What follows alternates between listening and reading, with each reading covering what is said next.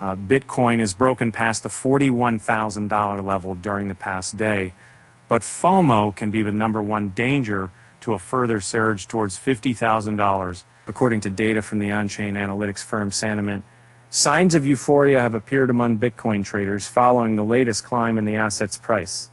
And the main indicator of interest here is the social dominance, which is based on another metric called the social volume. And this latter indicator basically tells us about the idea of discussion related to a given topic that is happening on the major social media platforms right now.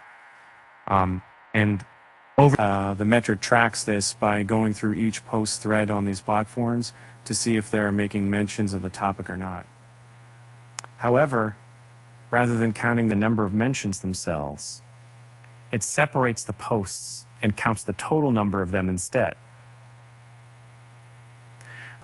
Because of this approach, a more organic overview of the market becomes apparent, as the indicator will only spike when discussions are happening across social media, rather than inside just one or two large threads. And the social dominance compares this social volume of any given coin against that of the top 100 cryptocurrencies combined. Thus, whenever this indicator shoots up, it means that the mind share related to the asset is growing up among social media users. And now here's a chart that shows the trend in both the Bitcoin social volume and social dominance over the past year. As displayed in the above graph, Bitcoin's social dominance observed a huge increase when the Bitcoin price broke above $40,000 during the past day.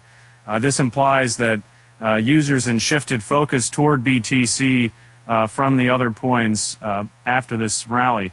While some attention is healthy, it's even required, otherwise the move would become unsustainable.